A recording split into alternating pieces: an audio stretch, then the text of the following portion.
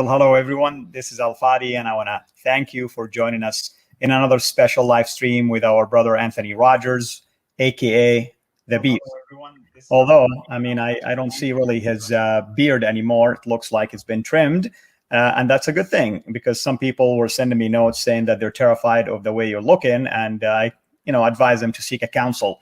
But all that to say is that thank you so much, brother, as always, for being here with us. And I'm really excited about today's topic. I'm looking forward to it because it's, first of all, everyone here, of course, who is listening to this, everyone hears about the story about the rich young ruler who approached Jesus. Mark 10, for instance, we read about that and asked Jesus, says, "Good teacher, what shall I do to inherit eternal life?" And the Lord's response was, "Why do you call me good? Only God is good." And that's where our Muslim friends pick on that, and others as well, and say, you see, even Jesus acknowledged that he's not God. And no matter what kind of explanations you try to offer them, they are always basically in opposition to that. So today, Anthony suggested that he's going to do another approach to show actually what Jesus did is in line with how God responded to questioners. And I don't want, of course, to steal the thunder, and I'll let him, of course, deal with it for the rest of this show. Brother, thank you so much again for being with us.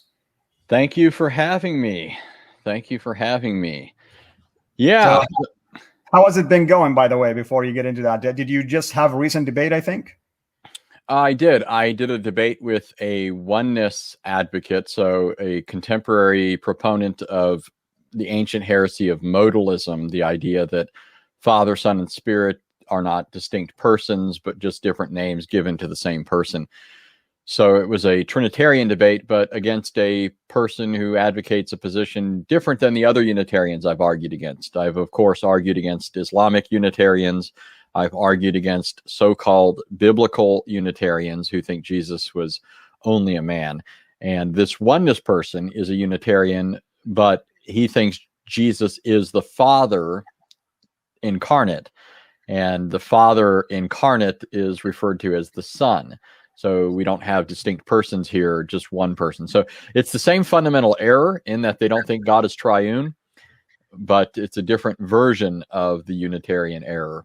So it's a heresy to the power of two, right? Okay, well, that's great. Well, I tell you what, brother, I really think I need to bring you to do some teasers about this, because in the fall, we would like to for you to join me in studio, whether remotely or in person. I'd like for you to be in person if you can. And we want to talk about this Unitarian issue from an Islamic point of view, the traditional biblical Unitarian, and then this particular view, because we want people to be equipped, aware, and also sometimes it comes out of ignorance about the scripture. So hopefully we'll deal with that at a later time.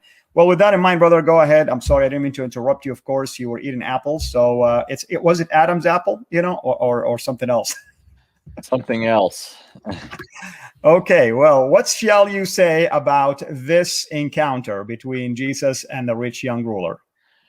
Okay, yeah. Well, so before getting into what I think is an especially significant text in the Old Testament that sheds light on this, I do want to make sure that everybody is aware of what the argument is, as well as some of the problems that occur with this argument, things we can say in response to it, even apart from going to this Old Testament background. And I know this is a topic you've dealt with in the past, and other people on the show have dealt with, and a number of us have also dealt with it elsewhere. This is something I don't think I've ever brought up anywhere else.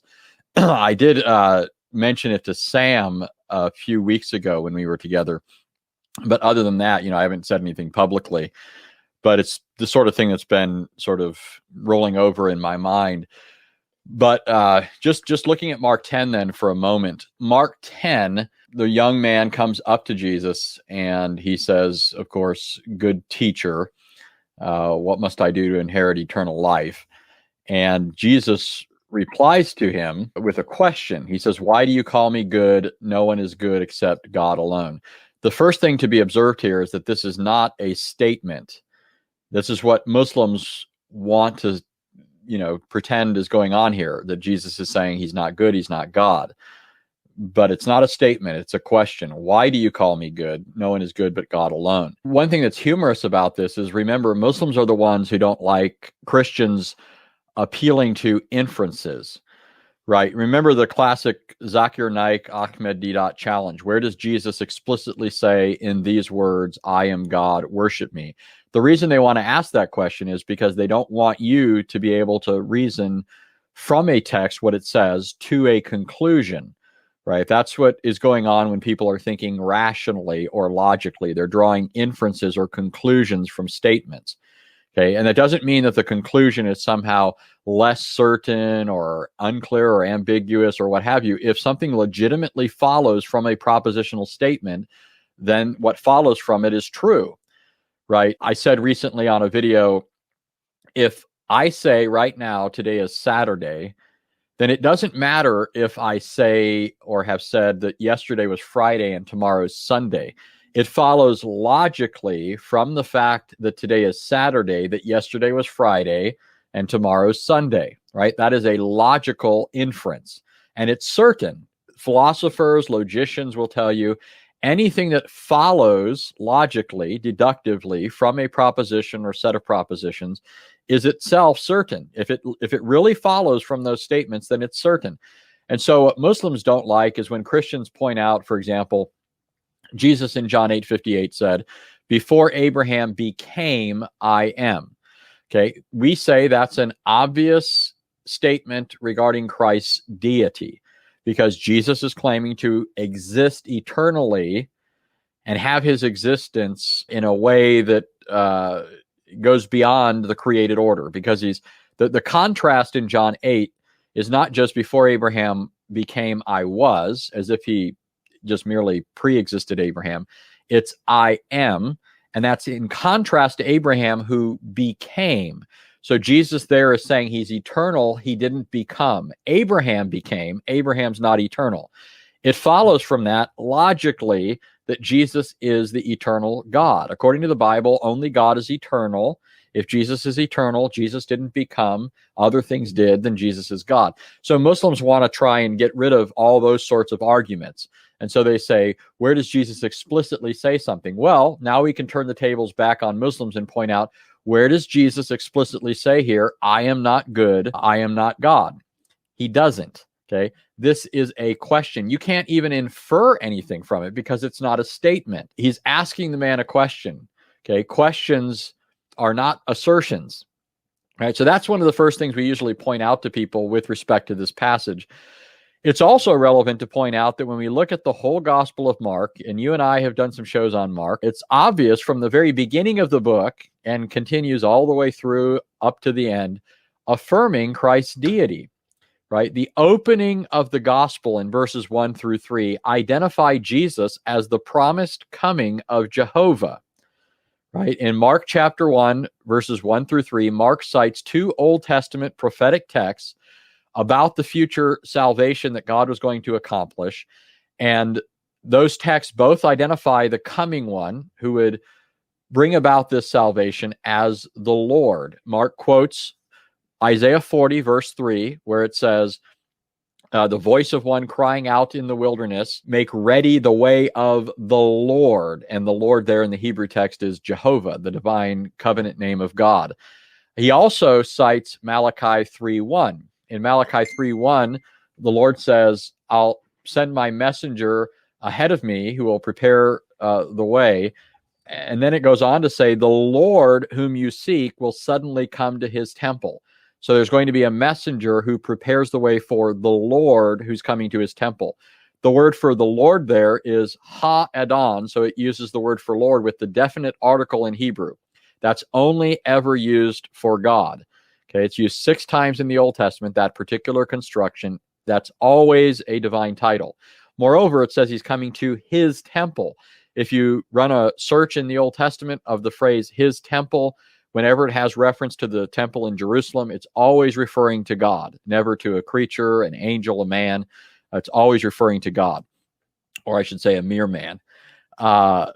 So these prophetic texts, Mark leads off with in his gospel. So from the very beginning, Mark has already established the identity of Christ, the divine identity of Christ. And as I said, this continues through the gospel. In Mark chapter 2, Mark or Jesus in Mark, refers to himself as the Lord of the Sabbath, which is a divine institution, right? In Mark chapter 5, Jesus told the man that he healed, he says, go and tell what the Lord did for you and how he had mercy on you. And then the text goes on to say, so the man went out and told what great things Jesus had done for him. So Jesus is again being identified as the Lord. In Mark 11:3, Jesus claims to be the Lord who has the absolute right of ownership over the property of others. In Mark 13, Jesus refers to himself as the Lord of the house in reference to his return. He's going to return to the house and judge, those who are occupants of it. So over and over again, Mark's gospel identifies Jesus as the Lord, and it does that in other ways, right? It ascribes to him divine prerogatives, such as forgiving sins. In Mark 2, in fact, it's especially relevant to Mark 10 because the religious leaders, after Jesus pronounces the paralytic man's sins to be forgiven, he says, son, your sins are forgiven. The religious leaders reason in their hearts, this man is blaspheming. And then it says, Jesus, knowing what they were reasoning in their hearts, said to them. So he knows what they're reasoning in their hearts. Exactly. And then he says, which is easier to say, son, your sins are forgiven you, or to say, rise, take up your bed and walk. And then he says to the paralytic man, rise, take up your bed and walk. And the argument here is basically, if you say, I've forgiven somebody, you're claiming that the person's sins against God are being forgiven, not just sins committed against you, but sins against God. If you claim that, nobody can see if you have that authority, right? You're just making a claim. However, physically healing a man, that's a visible, palpable thing. And so Jesus is saying, which is easier to say, your sins are forgiven, or rise, take up your bed and walk. But in order that you may know that the Son of Man has authority on earth to forgive sins, I say to you, take up your bed and walk. And so what he's doing is he's giving a visible demonstration of the authority of his words. He has the authority to forgive sins. He has the authority to tell the man to get up and walk. And so the latter proves the former. The demonstration of his power to heal is also the demonstration of his power to forgive. But the reason that is of particular relevance to Mark 10 is because the religious leaders say, this man blasphemes. Who can forgive sins but one, God? Right? So the religious leaders become a foil for what's going on in Mark 2. That's the context. It's Jesus forgiving sins, which is understood as a divine prerogative. And that mirrors the language in Mark 10, because Jesus literally says there in the Greek, why do you call me good? There's no one good but one, God. It uses the exact same construction. No one can forgive sins but one, God. No one is good but one, God. So these two passages are intentionally linked by Mark. One where Jesus demonstrates his authority to forgive sins, a divine prerogative. And then in Mark 10, where the question of what can I do to inherit eternal life, good teacher and so forth. It's the same. The two things are being brought together by Mark. You're supposed to be thinking about this, just like you're supposed to think, how does this man forgive sins? You're also supposed to be thinking, what does he mean when he says, why do you call me good? Right. Yeah, I want to just add one more thing to what you're saying. I want to emphasize to people the reaction is important. The reaction by the Pharisees, the reaction by the people. Also, the understanding of the audience of what Jesus told them, like the example, go and tell everyone what the Lord has done for you. And he went and told everyone what Jesus has done for. All of these things are important. When he says something, they picked up stones to stone him. That's important. Sadly, our Muslim friends miss out on this point completely, because it's obvious that the audience understood what Jesus meant by these statements, and stoning him in a couple of locations meant that they also accused him of blasphemy by claiming to be God. In fact, they even articulated that to him. So we need to look at it as a full package, not just a statement here or a statement there. On a side note, by the way, there is a lady here, Veronica at the Well, says she wants to spend her holidays at your library. And then I saw a figure behind you, and I'm like, oh, well, she's not kidding. She made it already in there. So I'm just telling you, if you hear voices at nighttime in your library, that would be her. So I didn't notice who it was. It was probably my son walking past there. I'm just kidding. It happened at the same time. Yeah, so that reminds me of another thing I want to make sure people, they probably know this, right? It's evident from the story, but I just want to make sure that it's before us. But in Mark 10, the young ruler doesn't know that Jesus is God, right? If nothing is apparent in the story, if anything's apparent in the story, I should say, it's that the man doesn't really know who he's talking to. So when he calls Jesus good teacher, he's doing so without a clear apprehension of the divine identity of Christ. Remember, a divine identity that Mark has already demonstrated numerous times in the gospel. He's identified Jesus as the coming Lord.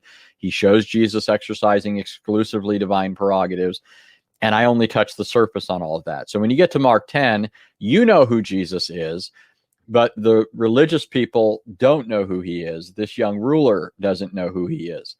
And so that's important to the story. And the reason is, and this is the question I want people to ask themselves, if God, right now, I'm just going to set this up in the form of a hypothetical. If God were to appear in the form of a man to a person, and that person did not know that it was God that he was talking to, but the person acted towards him in a way that was only appropriate towards God, how do you think God would reply?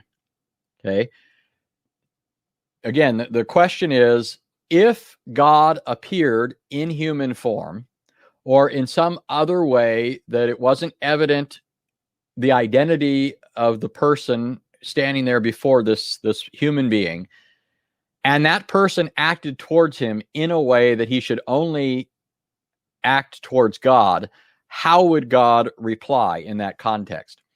Now, that's why I think Judges 13 is especially relevant. Okay, I want you to keep that question in mind and go to Judges 13. Judges 13 is the account of the angel of the Lord appearing to Manoah's wife, first of all, and then later appearing to Manoah. So Manoah and his wife are the ones who are going to be the parents of Samson. And the reason the angel of the Lord has appeared is for the purpose of revealing to them the fact that they're going to have a child.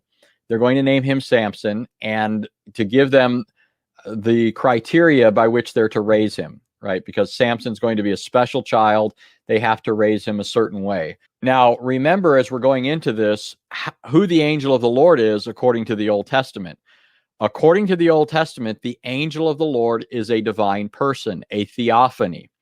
All the way back in Genesis 16, the angel of the Lord, the first occurrence or mention of the angel of the Lord in the biblical text, it calls him Jehovah, right? In Genesis 16:13, Moses said about Hagar, because the angel of the Lord has appeared to Hagar, and then Moses says in verse 13, she gave this name to Jehovah who spoke to her, you are the God who sees me. Exactly. So Moses calls him Jehovah, and Hagar calls him God. You're the God who sees me. And she even goes on to name the place Be'er Lahai Roi, which means the well of the living one. Okay, so there's no question who the angel of the Lord is according to the Bible, right? The Bible identifies him by the covenant name of the God of Israel. And he's worshipped. Notice that Hagar renames the place, consecrates it in his name. She calls it Be'er Lahai Roi. She gives it a what's called a theophoric name. It's a name that points to God. And that sort of thing is seen elsewhere in the biblical text, where people erect altars to the angel of the Lord, offer sacrifices to him, like Genesis 35, where Jacob is told to make an altar to the angel of the Lord that appeared to him. And so the angel of the Lord, according to the Bible, is a divine person. So when we go into Judges 13, the author of Judges 13 already tells us who this is, but Manoah's wife, to whom he appears, doesn't know this. Okay, so I'm going to start in verse 1. It says, now the sons of Israel again did evil in the sight of the Lord, so that the Lord gave them into the hands of the Philistines 40 years. And this for those that aren't familiar with Judges, is part of a reoccurring cycle in Judges. The people of Israel sin against the Lord, and then everything starts going bad for them. But then the Lord in his mercy will raise up a deliverer for them to deliver them from the hand of their enemies. And then everything's right for a while until the people of Israel sin again, and they're languishing under judgment for a period until God raises up another judge. So what's happening here is Israel is doing evil in the sight of the Lord. But then it's going to go on in verse 2 to start to talk about what the Lord is going to do to deliver Israel once again by raising up a deliverer. Verse 2 says, there was a certain man of Zorah of the family of the Danites whose name was Manoah, and his wife was barren and had borne no children.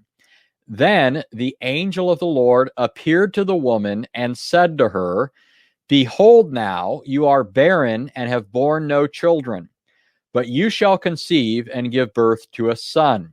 Okay, now notice here, the angel of the Lord appears to her, but he does not tell her who he is. Okay, it's the text that tells us who it is. In verse 3, it says, the angel of the Lord appeared to the woman and said to her. So the narrator's telling us who this is. But all the angel of the Lord says to her is, you're barren, have borne no children, but you shall conceive and give birth to a son. So he doesn't tell her who he is. Now, therefore, he goes on to say, be careful not to drink wine or strong drink, nor eat any unclean thing. For behold, you shall conceive and give birth to a son, and no razor shall come upon his head, for the boy shall be a Nazarite to God from the womb, and he shall begin to deliver Israel from the hands of the Philistines. Then the woman came and told her husband, saying, now listen to this, this is what she says, a man of God came to me, and his appearance was like the appearance of the angel of God, very awesome. And I did not ask him where he came from, nor did he tell me his name. So she doesn't know for sure who this is. All she knows is this person has appeared in human form, but his appearance is glorious or awesome. And so she likens him to what she knows to be true of the angel of the Lord, because, of course, previous scripture has spoken of him. So she says, this man, I don't know who he was. He didn't tell me, but he looked to me like the angel of the Lord from, what we know in the previous scriptures, right?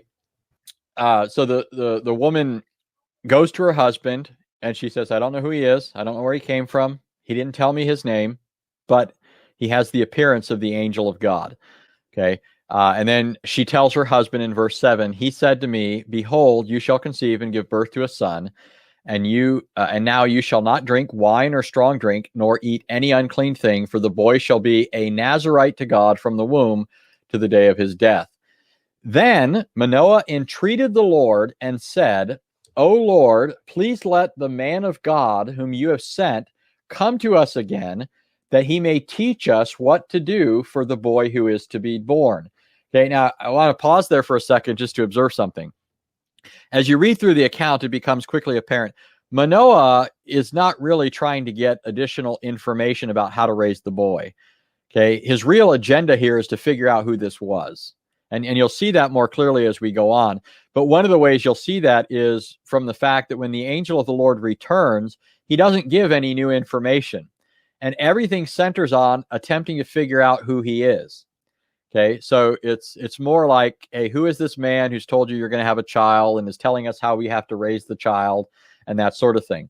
Okay, so let's continue. And in verse 9, it says, God listened to the voice of Manoah, and the angel of God came again to the woman as she was sitting in the field, but Manoah, her husband, was not with her. So the woman ran quickly and told her husband, behold, the man who came the other day has appeared to me. Then Manoah arose and followed his wife, and when he came to the man, he said to him, are you the man who spoke to the woman? And he said, I am. Manoah said, now when your words come to pass, what shall be the boy's mode of life and his vocation? So the angel of the Lord said to Manoah, let the woman pay attention to all that I said. She should not eat anything that comes from the vine, or drink wine or strong drink, nor eat any unclean thing. Let her observe all that I commanded. So notice he simply repeats what he had already said to the woman. There's no additional information that's being given here. But now notice what happens in the story. Verse 15, then Manoah said to the angel of the Lord, please let us detain you so that we may prepare a young goat for you. Okay. Now, here I have to pause and kind of fill in a little bit. Back in Judges chapter 6, we have something very similar when the angel of the Lord appeared to Gideon. Okay. Gideon also doesn't know the identity of the figure that he's speaking with at first. And so one of the things that Gideon does in an effort to figure out his identity is he says, or he wants to offer to the angel of the Lord what's called a mincha. Okay. And that word is ambiguous apart from context. Okay. The word can either refer to a hospitality offering to a person, like a meal that you're going to have with them, right? Like in a Middle Eastern context, hospitality is huge. You see the emphasis on hospitality throughout the biblical record. One of the things that somebody would do as an act of hospitality is offer a meal, like Abraham does when he has these 3 strangers come to him, right? He immediately tells his wife to go prepare a meal and all of this. He's rolling out the red carpet for them and treating them like royalty. Well, here's Gideon, and he wants to offer what's called a mincha. The other thing that a mincha can refer to is to a meal offering to the Lord.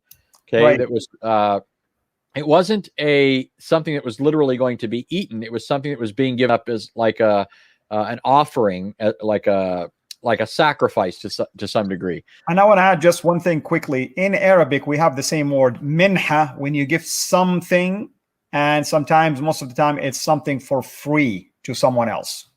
Okay. Yeah. So in the law, you have this use of the term where it refers specifically to something given to God. And so what Gideon is doing is very clever here. What Gideon's trying to do is he's trying to see how this figure will receive this gift. If he receives it and eats it, well, then he's just receiving it like a common meal. He's receiving it as an act of hospitality. If, on the other hand, he receives it as an offering, then it will show that he is not an ordinary person, but a divine person. Okay. And so what happens in the account with Gideon? The angel of the Lord reaches out his staff, and it causes the mincha to go up in a flame of fire, which shows that it's being received as an offering. And Gideon falls on the ground and says, that's the angel of the Lord. So he knows it's a divine person by this point, right? Well, watch what happens in Judges 13. Okay, so I'm going to go back to verse 15. In verse 15, it says, then Manoah said to the angel of the Lord, please let us detain you so that we may prepare a young goat for you.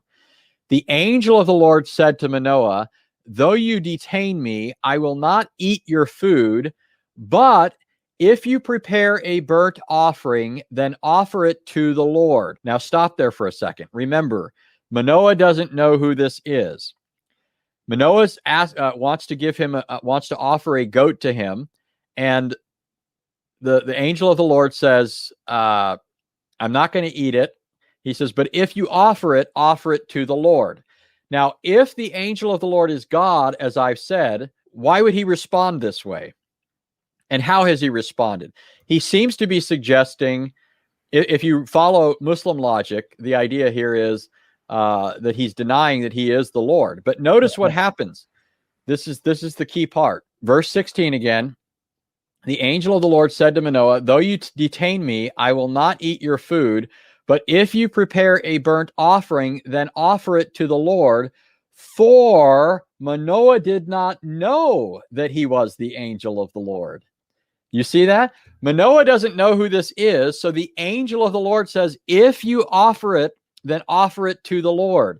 And the author of the book of Judges, the prophet who wrote the book of Judges, tells us that he said this because Manoah did not know who he was.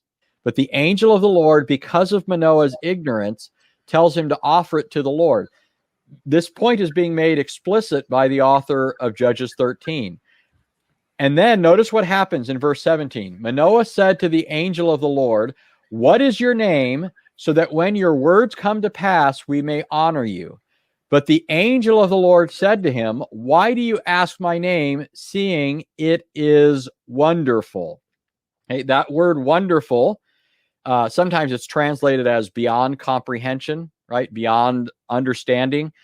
But it's only ever used for God in the Bible. God alone is wonderful. God alone performs wonders. So it's a distinctively divine term. Okay, so Manoah asks him for his name, and he says, why do you ask my name? It is wonderful.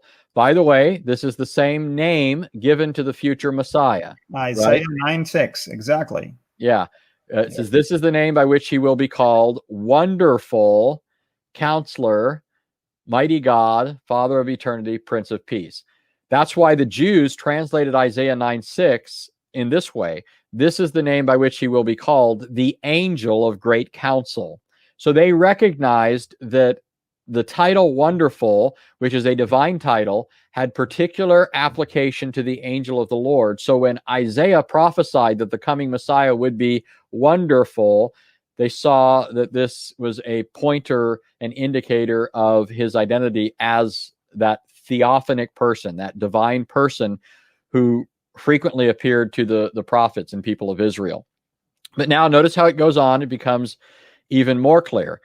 But the angel of the Lord said to him, why do you ask my name? It's wonderful. Verse 18. So Manoah took the young goat with the grain offering and offered it on the rock to the Lord.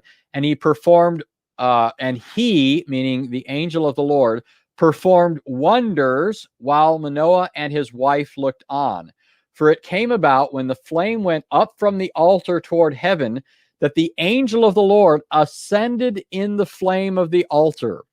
When Manoah and his wife saw this, they fell on their faces to the ground. Now the angel of the Lord did not appear to Manoah or his wife again. Then Manoah knew that he was the angel of the Lord. Now he knows who it is. So Manoah said to his wife, we will surely die, for we have seen God. So here's the point.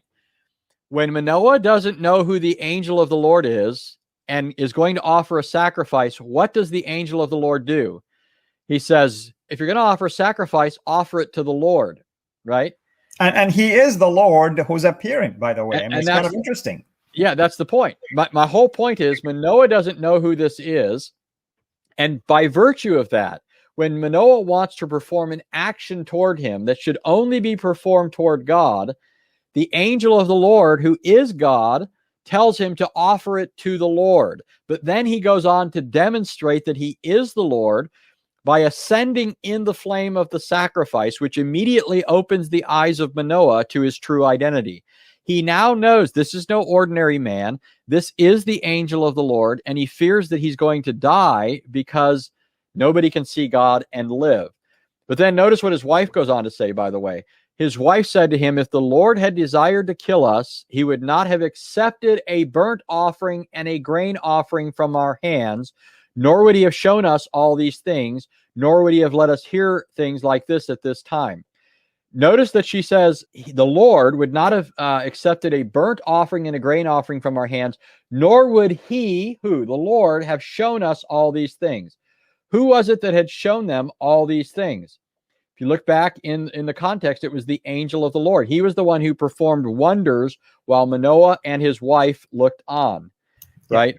Now, there's also...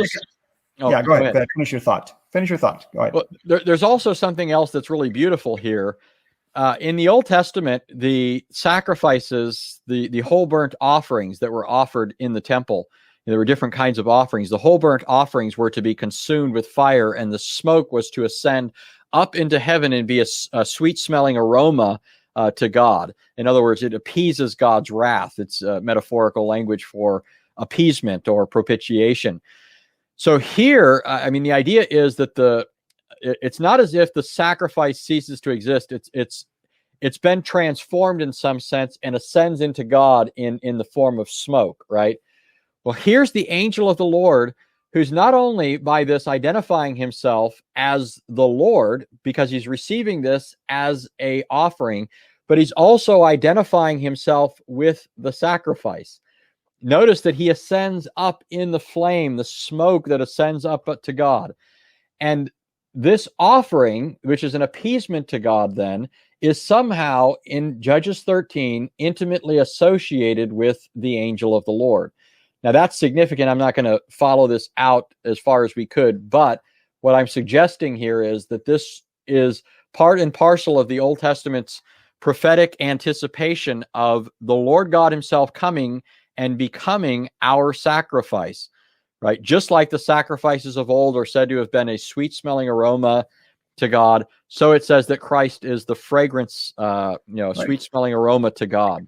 In other words, the angel of the Lord is representing Christ in the future, offering himself, ascending to heaven, the Holy of Holies, as the sacrifice that was pleasing to God and acceptable, basically, which is interesting. Thank you for saying that. So I hope everybody, even without me now I'm going to make the point explicit here, but even without me doing this, I'm hoping everybody is already where I was going, right? You always hope when you're teaching that people are sort of, not only following you, but even anticipating where you're going, because they're seeing the point that you're making, right? And if they're looking along the line that if you're pointing at something and they're looking ahead, then they should be able to see what you're pointing at. The point that I'm making here is a divine person who appears to Manoah and his wife, but Manoah and his wife don't know his true identity. They have their suspicions, but they ask him questions and attempt to perform certain actions towards him that would reveal to them who he is. But because they don't know who he is, he, if you will, somewhat rebuffs what they're saying, right? If you're going to offer an offering, offer it to the Lord. What I'm telling you is this shows you in principle how God would respond to people that don't know who he is if and when he appears to them in human form. Okay? You see the point that I'm making, right, Al, that this shows us how God, if he were to appear as a man, would speak to somebody who wants to perform an action toward him that should only be done towards God, how he might respond to that person in light of the fact that they don't know who he is. Now, of course, he's not going to utterly leave them in the dark. He's going to give some indication in all of this who he is. But until that point is reached, the Lord responds in a particular way suitable to their ignorance. Okay, suitable to their ignorance. This is the same thing that's happening in Mark chapter 10. Mark has already told the readers who Jesus is. He is the Lord. He's the Lord of the Sabbath. He's the Lord of the house. He's the Lord who performs wonders, who does miracles, who heals, who raises up the paralytic, who has the authority to forgive sins. He is the Lord who does all these things. So when you get to Mark 10 and you have this young man who doesn't know Jesus' identity saying, "Good teacher," Jesus responds in the very way that the angel of the Lord would respond in the Old Testament to somebody that didn't know his identity. He says, "Why do you call me good? None are good but God alone." But then in the course of the conversation, Jesus does make it apparent who he is to the rich young ruler, right? Because as Jesus goes on in the context, one of the things he does, and I'm not going to flesh all this out now because we've done this before, but one of the things that he does is the young man wants to know what he has to do. And so Jesus begins to tell him the commandments, right? He says, "You know the commandments, right? Don't murder, don't steal, don't commit adultery," those sorts of things. What Jesus is doing is he's ticking off what are called the second table of the law, man's duty towards his fellow man, right? The law consists of two primary categories of commands: the things that we owe to God and the things that we owe to man under God, right? So that's why Jesus says that the law and the prophets hang on these two commandments: to love the Lord our God with all of our heart, mind, soul, and strength, and to love our neighbor as ourselves. So the first four commandments explain our duty towards God. We're not to worship other gods. We're not to worship God in an idolatrous fashion. We're not to take his name in vain, and we're to honor the day that he's told us to worship him on. Then there are the last six, which tell us, honor father and mother, don't murder, don't commit adultery, don't steal, don't bear false witness, and don't covet, right? So Jesus ticks off things relevant to that second table of the law, things towards man, but he leaves off things from the first table. Exactly. Right? And the young man says, "Oh, I've kept all these things." But then Jesus says, "Okay, one thing you lack." Well, what is the one thing he lacks? If Jesus has addressed his duty towards his fellow man, what is it that he hasn't addressed? He hasn't addressed his duty towards God, right? Exactly. So what does Jesus tell the man? He says, give up everything you have and then come and follow me. Give up everything for me, right? Put me above everything else, right? Give up all your riches, your family, everything you value in life, and follow me. And then we could go on with this, but my point here is Jesus does go on in the context. And by the way, think about this.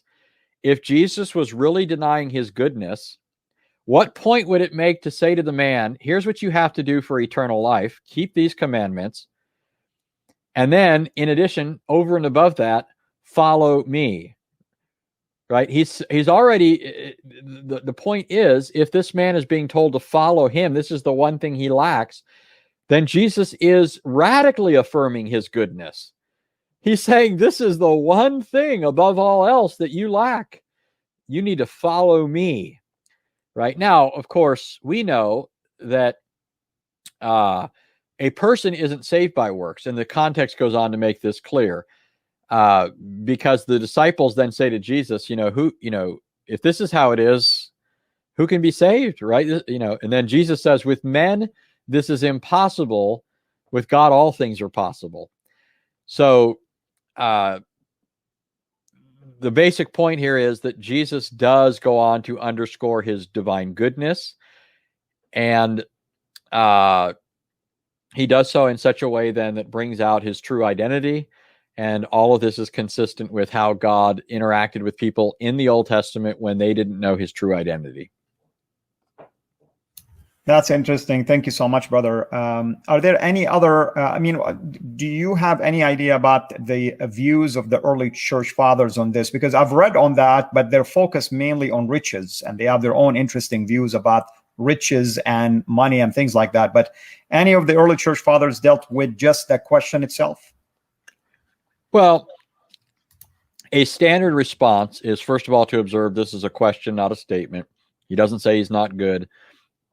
He's asking a man who doesn't know who he is, who therefore shouldn't be speaking to him that way. And of course, it was just empty rhetoric. The rich young ruler is probably a hostile figure, at least in certain accounts. That's more apparent, like Matthew's account. And so Jesus is responding to him in this context. But then also they'll go on to observe that Jesus is good according to the whole New Testament. The whole point of Mark's gospel, think of the incredible incongruity of Mark actually saying Jesus is not good, when the whole point of his gospel is that Jesus has come for the purpose of dying, which from an Old Testament perspective that Mark is claiming is being fulfilled in Jesus means he has to be unblemished. He has to have no spot, no defect. He has to be morally flawless. He has to be perfect, right? And not just perfect in the way that we might say Adam was perfect before the fall, because his perfection has to be of such a quality that it's sufficient to be an atoning sacrifice for a multitude of sinners, right? Remember, Jesus says in Mark 10, the Son of Man did not come to be served, but to serve and to give his life as a ransom for many. Okay, so Jesus is not simply dying for one person. He's dying for a multitude of sinners. And he's not just dying for one sin, the sin of Adam, which is itself enough to plunge the human race into perdition. He's dying for all the sins that Adam went on to commit. And he's dying for the individual sins that every person has committed, right? So if one sin is sufficient to damn a person to hell, and Jesus is coming and paying for the sins of a multitude of people who have sinned a multitude of times in a multitude of ways, surely we're talking about a person whose blood must be, right, the blood of a person who's not, his goodness is certainly entailed by all of that, right? So this is the sort of thing that the early fathers would point out, that Jesus is sinless according to all the Gospels. He's good according to the Gospels. John 10, Jesus said, I'm the good shepherd. So that's the sort of thing they would bring up. I can't think of any other thing. Maybe I'll do a more focused look into that to see if there's any other nuggets that they unearthed on that topic. But that's the pretty standard approach. Sure. What I just said. Yeah, no problem. Someone is asking, do you have a few more minutes, brother? Yeah. Yeah, someone is asking about John 20:17. I think I know which one, but I'm going to read it verbatim. I think it's related to the Spirit. But here it says, Jesus said to her, do not, about Mary clinging to him, do not cling to me, for I have not yet ascended to the Father, but go to my brothers and say to them, I am ascending to my Father and your Father, to my God and your God. Do you care to address this right now, or should we just wait until a later time? No, I can address that. I mean, yeah, please go ahead, brother. Was there a question with it? Just why? If you can explain it. The question is, can you explain it? Yeah.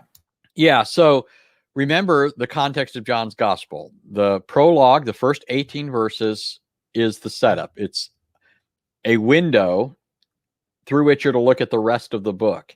Okay. This is the function of a prologue. If you don't understand a prologue in an ancient book like the Gospels, then you are likely going to misunderstand the narrative, right? Especially if you jump into a section without this in mind, if you haven't read anything else that comes before it. In the prologue, we're told two fundamental facts about Jesus. Okay. He's the eternal, personal, divine Word of the Father. In the beginning was the Word was with God, and the Word was God, right? This one was in the beginning with God. All things became through him, and without him, nothing became that has become, John says. So that's the first thing. He's the eternal, divine, personal Word of the Father. The second thing John tells us in the prologue is verse 14. The Word became flesh and dwelt among us, and we beheld his glory, the glory as of the only begotten of the Father, full of grace and truth. So he's divine. He's also human. He has a human nature. He became flesh. According to the Old Testament, if you look at the book of Jeremiah, for example, I think it's chapter 30, other places, it says that God is the God of all flesh. So even though the Word is God, the second person of the Trinity, the one who was with the Father but shares his very nature, by virtue of becoming flesh, he also has another relation to God, namely that of a flesh-bearing creature to the Father. And in that relationship, he could refer to the Father as his God. Okay. So now, if you look at the prologue, there are two things that we could expect. We could expect Jesus as the Word to identify himself as a divine person, and we can also expect to see him referring to the Father as God, without there being any contradiction here, okay? Because he has two natures. He can be one with the Father in his essential divine nature, and he can be one with us in his human nature, okay? And that's, of course, what we find. In fact, we even find it in the very context of John chapter 20, where this verse comes from. Just 10 or so verses later in 20:28, Thomas, upon seeing the risen Lord, said to him, my Lord and my God. Okay? There's no question from the Greek who Thomas is addressing these titles to. It says, Thomas said to him, Jesus. Okay? Jesus is the antecedent of him. He said to him, my Lord and my God. So Thomas calls Jesus Lord and God. By the way, that phrase, that way of referring to God, is only used one other time in the Old Testament, in the Psalms, where Jehovah is called my God and my Lord, or my Lord and my God. Okay, no Jewish person would ever call anyone other than Jehovah his Lord and his God. And so the prologue tells us that Jesus is the eternal, divine, personal Word who became flesh. And John 20 agrees with that. It calls him Lord and God in verse 28, and it refers to the Father in relation to the risen, embodied flesh, flesh of Christ, excuse me, it speaks of him rising, and he's standing there in bodily form, and he says he has not yet ascended to his Father. So go tell them I'm going to my Father and your Father, to my God and your God. So that would be my answer to that. Amen. And of course, I mean, something to point out that Jesus didn't say, I go to our God. He made a distinction in terms of the relationship with the Father as well. And that's important also in light of the prologue. The prologue says that Jesus basically is no one have seen God, only the only begotten God of the Father, basically, who came to exegete him, who came to reveal him. And Jesus many times says, in fact, in John 14, he says, if you've seen me, you've seen the Father. I mean, there are so many, things. And that's the beauty about reading the gospel account, brother, is that you have to read the whole thing. People get hung up on verse and chapter, and they forget that this was a scroll. This was an entire, book that was written. So it doesn't distinguish between one statement. It's all in context. And you have to put it all that way in order for you to understand and appreciate what is being said and what's unfolding here. Yeah, one other thing real quickly. Somebody said in the chat, they asked what verse was I referring to. So that's Psalm 35:23. And there's actually one other thing that's interesting in the Psalm. If you look at verse 23, the psalmist is crying out to God to save and deliver him. And he says, stir up yourself, arise to my right and to my cause, my God and my Lord. Okay. The reason I think that's interesting is, notice he's looking for deliverance, for salvation, and he's calling upon God and saying, arise, right? And then, which you could say is just, meaning come to my defense, but he uses the word arise, and it's in that context that he refers to God as my God and my Lord. Okay. So what's happening in the context of John 20? Jesus has arisen, and Thomas says to the risen Lord, my Lord and my God. So there's an interesting parallel there. Again, you mentioned Psalm, you said 25? 35:23. 35:23. I thought it was 35. I just didn't want to say the wrong one. So that's the answer to Jody Roger, by the way. Jody Roger, Bishop, this gentleman who asked this question, is and I think there's another gentleman who asked this also, another Robert Valerian. Jody is really one of those silent servant of the Lord. He has a channel. He brings in, some amazing apologists. He didn't bring you. Did he bring you on yet? Who's that? This gentleman, Jody Roger Bishop Jr., who asked that question. That No. You saw, or maybe you saw Robert Valerian question about which psalm. But anyway, his channel, I'm going to be bringing him on to interview him, to talk about his channel and the type of caliber that he brings typically. And I hope that he would invite you because, brother, the Lord bless you. Everyone enjoys, of course, the type of knowledge that you have. And that's why we want to do more and more work with you. And really, I'm hoping that we will have the Anthony Rogers Corner so that you can do stuff, on a regular basis as well. And I like those theological questions because people struggle, sadly, with those kind of things sometimes for whatever reason. I feel like, not that their fault. I mean, I'm not blaming anybody, not that their fault, but the church sometimes does not really emphasize discipleship from a very young, age. Not all churches, I should say. I don't want to label everybody.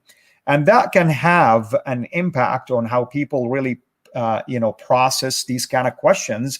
And Muslims, by the way, all they do is they use Google and YouTube to ask these questions, when in fact we should be doing the same. I mean, let's just go use Google and YouTube and see the refutations to these questions. Don't panic. Don't act like it was the end of your world because somebody asked you a question and you didn't know how to answer it. It's part of the process of growing and learning and maturing. I mean, I remember spending 2 to 3 years on the phone with Sam Shamoun. Can you imagine the punishment on the phone with Sam Shamoun back in 2003, 2004? But one thing I remember from him, I kept asking him about, I want to do this, I'd like to respond. He's like, well, you're not going to be able to respond to any of these arguments or objections unless you know what you're standing on. And that's exactly true. Sometimes knowing what we believe in and standing on our solid foundation. Our foundation is solid, by the way. It's just you need to learn how to stand on it. And therefore, you'll be able now to respond to any questions. And nothing wrong, by the way, of saying to someone, you know what, that's a great question. Could we meet again and talk about it? If the person is sincere, they're going to do that. If they're not sincere, then they're just there to waste your time. I mean, sometimes you have to learn who's asking the right question and who's just trying to attack you by way of asking a question. Yeah. Well, brother, Yeah. Go ahead, please.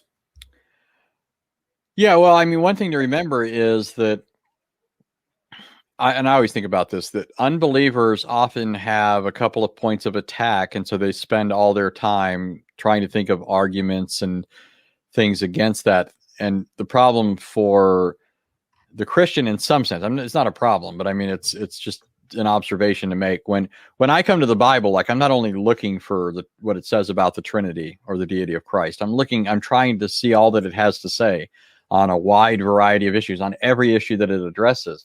When unbelievers are looking at the Bible, they're looking to attack it on a few points, right? The Trinity, the deity of Christ. Maybe they're trying to come up with Bible contradictions or something like that, which means that if these groups are focused on those things, they focus a lot more of their time on a handful of issues than the average believer often will, because he's looking at a whole host of issues, right? And that sometimes puts a believer at a disadvantage. It'd be kind of like, I mean, every cult has its distinctive, right? I'll give you an example. Most Christians probably don't have even the slightest real interest to study something like the topic of birthdays, right? But if you were to talk to a Jehovah's Witness, this is one of their distinctives. They don't believe it's okay to practice birthdays, right? To celebrate a birthday. And so a Jehovah's Witness could go to the average Christian and bring up the topic of birthdays, and the average Christian wouldn't know what to say, right? But the Jehovah's Witness would, because he is looking at these issues for the purpose of undermining what the Christian believes, and I'm not really trying to convince people to celebrate birthdays. I could care less, really. But my point is just to say that unbelievers have these hobby horses. And because they're focused on them, when the Christian is not spending every waking hour thinking about this one issue that the unbeliever is fixated on to attack all the time, it sometimes puts them at a bit of a disadvantage. And that's why I think it's great. You get people on here who do focus on the issues that these guys like to focus on, right? You have other people that come on and deal with a lot of the points of attack. And like you said, people should be doing their homework. This is the thing that got me when I was, back when I started evangelizing people would raise objections, and I never let an objection go until I thought I had an answer to it. Not because, I was always convinced of the truth of the scriptures, but that didn't mean I thought I knew every answer. And so I was never looking for like some people are more prone to doubt, right? And so they're looking for the answers because unless they get this answer, their faith is going to be ruined. In my case, it was more like, I know who my God is. He has demonstrated himself to me in a variety of ways.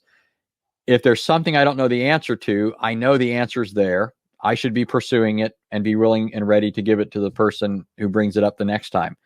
And so I always tell people, if you get an argument proposed to you that you don't know the answer to, don't let up on that argument until you figured out the answer. Exactly, brother. Exactly. I want to thank KP and others for their super chat. Brother, do you have one more minute, or are you in a hurry?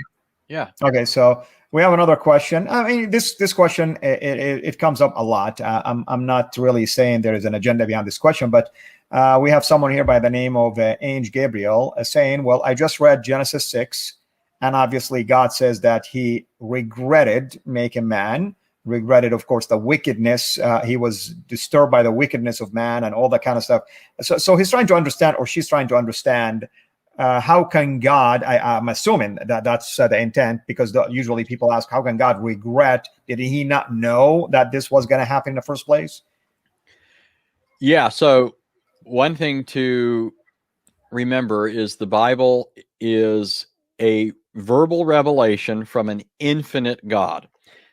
This in itself already entails an act of condescension, that God is stooping, as it were, to communicate to finite creatures. Okay. One of the things that Christian writers have said in light of this fact throughout the ages is it's kind of like a parent lisping to a child or engaging in baby talk, right? You've seen how older people will talk to a child.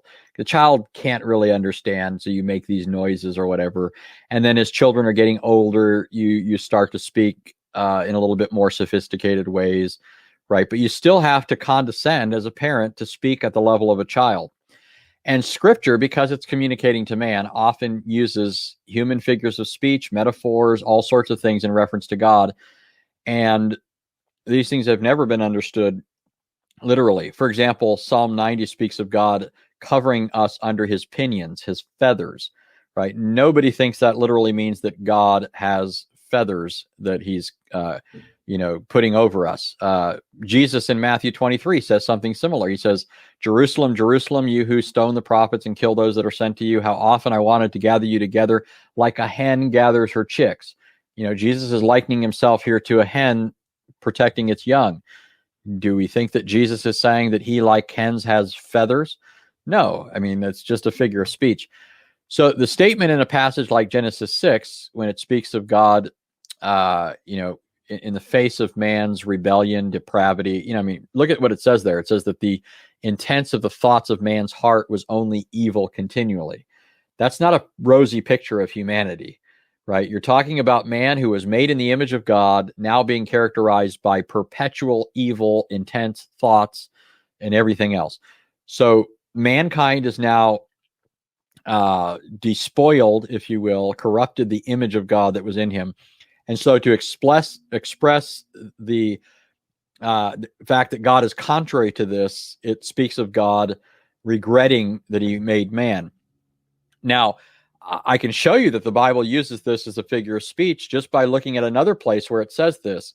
And for example, in 1 Samuel 15, it talks about in 1 Samuel 15:10, it says, then the word of the Lord came to Samuel saying, I regret that I have made Saul king, for he has turned back from following me and has not carried out my commands.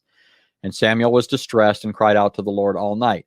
Now, if you read this text as if it were a literal statement that's saying God literally regrets, and not as a metaphor expressing God's opposition to Saul as an evil king, then how do you account for what it goes on to say later when it drops the metaphor and speaks literally? Listen to what it says later in the context.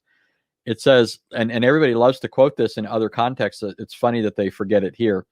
But later in the context, sorry, I need to pull it back up here. Oh, we thought like you're like Sam. You can. No, I mean, you haven't memorized these things, man. I mean, and here we are. We're thinking like you're an encyclopedia, and there you go. Well, I do know where it's at. I'm just kidding, man. All right, hold on. So let me just read through the text. So it says in verse 10, regretting that he had made Saul king.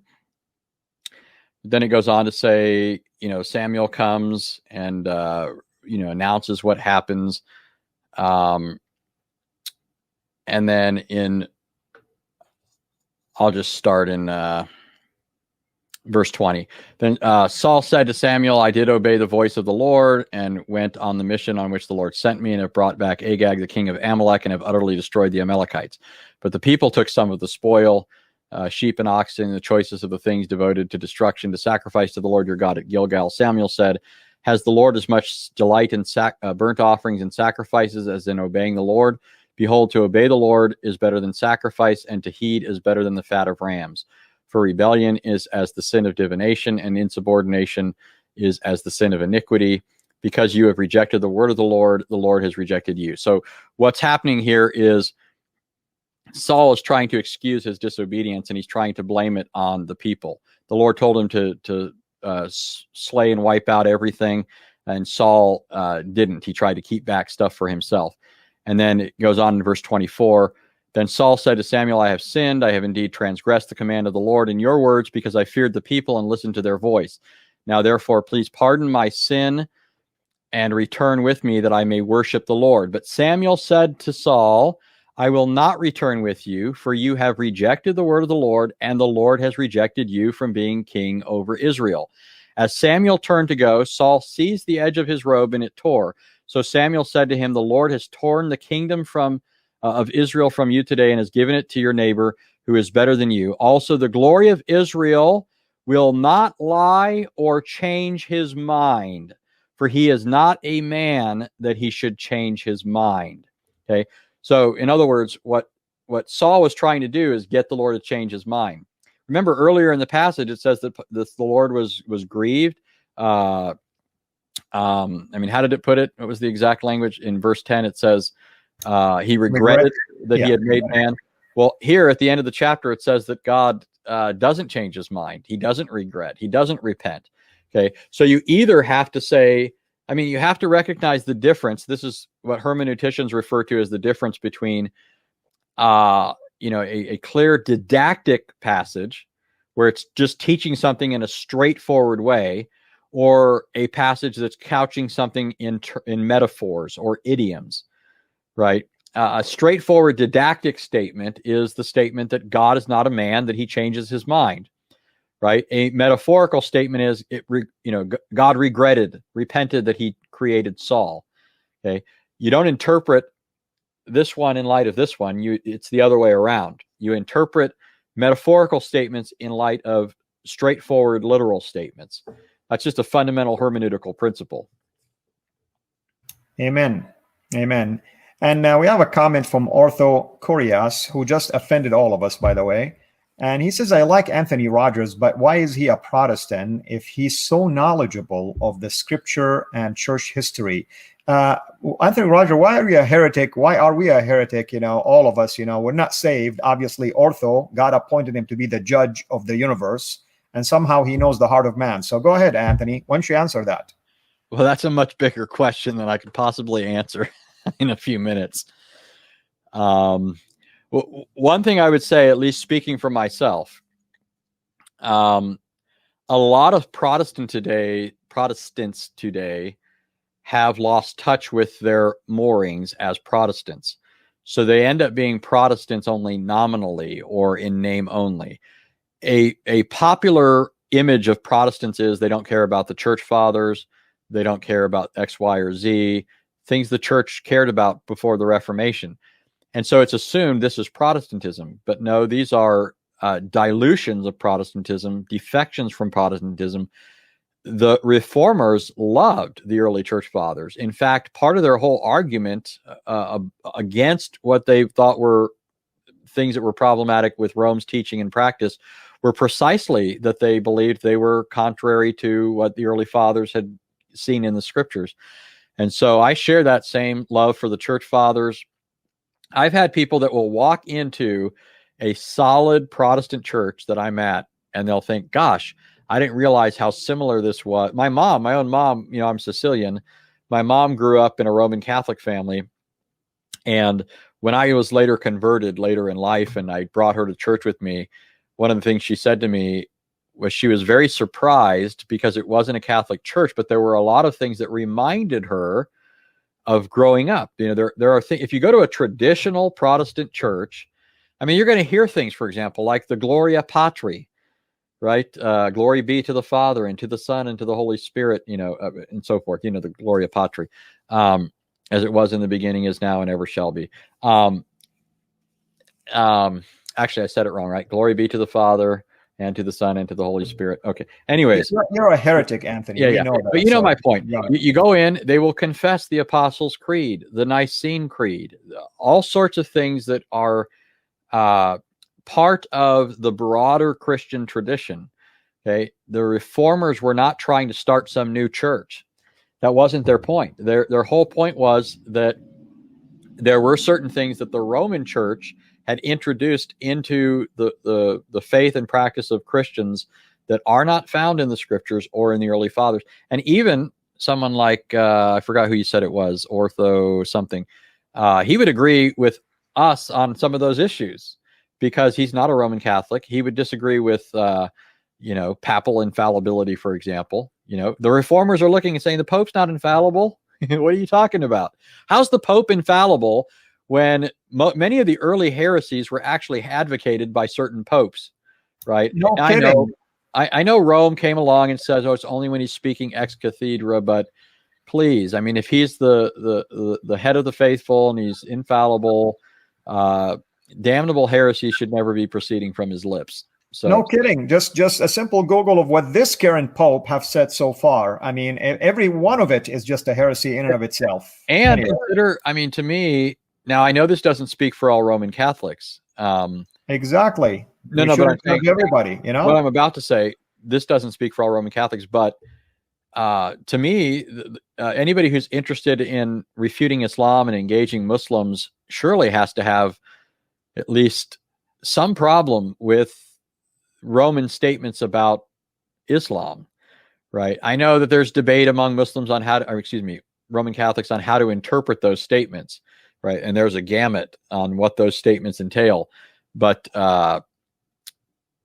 honestly, I mean, I could never in my life make some of those statements, even if they are ambiguous, right? I would never leave such an ambiguity out there like that. And I'm just trying to relate this a little bit to the subject matter here, engaging Muslims. But, the Protestant reformers referred to Muhammad as the Antichrist of the East, right? I mean, so that's a far cry from what the Pope is calling Muslims. They adore the same one God as us, that kind of stuff. That to me is just repugnant. Yes. Well, brother, thank you so much. I just want to address one question, and maybe you and I can do a show on this. Lands and Company. Do you sell lands, by the way? Is that why you're calling yourself Lands and Company? So we're really interested in buying a land here, Anthony, right? We want to build a church, bro. So Lands and Company saying, Sierra International is the word of the Lord we see in the Old Testament, mainly in Ezekiel as a person? No. Actually, you find the word of the Lord as a person or personified in a lot of places. In fact, in Genesis 3:8, if you read specifically the King James, you'll see that the word of the Lord was a person who was walking in the garden.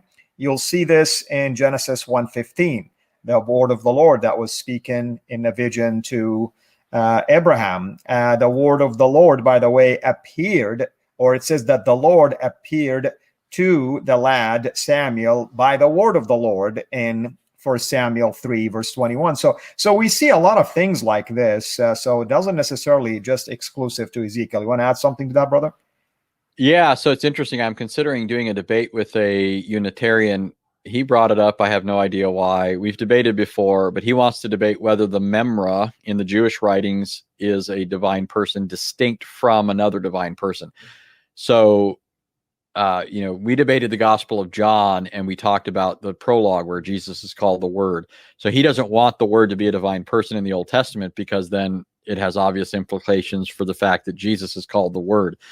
And I'm thinking, this is way outside of his depth, because I'm sure he has not read as widely in Jewish sources. But like so many of these heretical guys, they all think they know more than they do. So I might do it just to get the information out there and make these guys gun shy. But anyway, so what I'm going to, I actually have a thing here that I was putting down a bunch of stuff to potentially use in the debate. You can all go tell them that I'm going to bring this up if you want.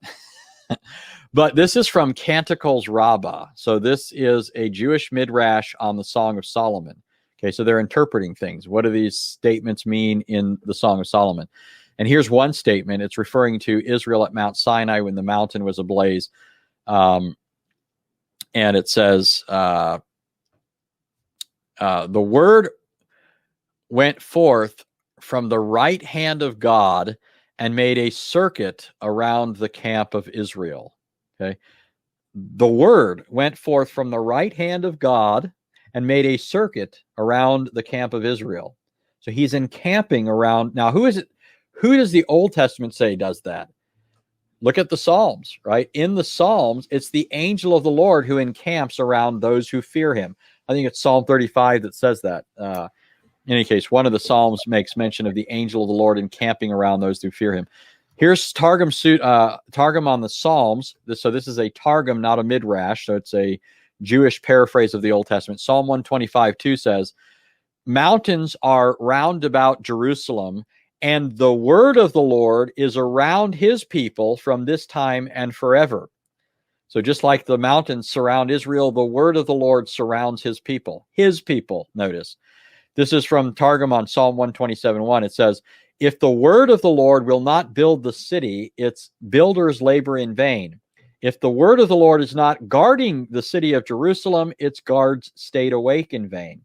Okay, I could go on and on with this. I mean, the Targums and other Jewish literature, Midrash. It does show how the Jews of those times, how they understood who is the Word of God. In fact, yesterday I was reading about the Logos of Philo, for instance, and how does that apply to John's Logos. In fact, I'm going to do multiple live streams on that, and then maybe a show, actually, an actual show. I mean, you have to really appreciate how they view things like this. And I'm not going to, also, let's assume hypothetically that they didn't fully understand, who Jesus was. Well, I'm not going to blame him. I mean, even the apostles sometimes showed signs of ignorance. They didn't understand fully who Jesus was until a later time, meaning like later as they progress in ministry and growth. So we need to at least appreciate the fact that these rabbis in the Targum or other places, have understood who God is and how what are the modes he revealed himself to mankind. Yeah, I mean, and one thing to remember about, there's a difference, of course, with respect to Jesus and the Old Testament Memra. Jewish scholars today recognize that the Memra was understood as a person, a distinct person who's divine during the Old Testament period, the Second Temple period. The difference with Jesus is now he's become incarnate. You have this specific human being claiming to be God in the flesh. And so that was a huge stumbling block to them. And you can imagine all the more so, this guy comes from Nazareth. He's a carpenter. That's just not how we would expect the word to come into the world if he were to come into the world, right? So part of the stumbling had to do with the fact that it seems to be this otherwise unassuming, insignificant individual who's now laying claim to the one we read about in the scriptures, the Memra who appeared to Abraham and so forth. But anyways. Yeah. Emmanuel Salmonic, thank you so much, brother, for your support and for your, blessing us with these comments. I'm glad that our channel is helping you. It's not me. It's not my work. It's the work of God through amazing teachers like our brother here. And speaking of the Memra, is it fair to say that the field of memory that Abraham bought has something to do with teaching and the word, basically, because it does denote something to that extent? Well, I haven't thought about it. As I think about it, consonantally, it's probably the same. Because it's kind of like the field of teaching, or where teachers will gather, or students will go to learn and things like that. I'm just curious. That's all. It just came to my mind at the moment. Yeah, I'll have to look at that. I never thought about it.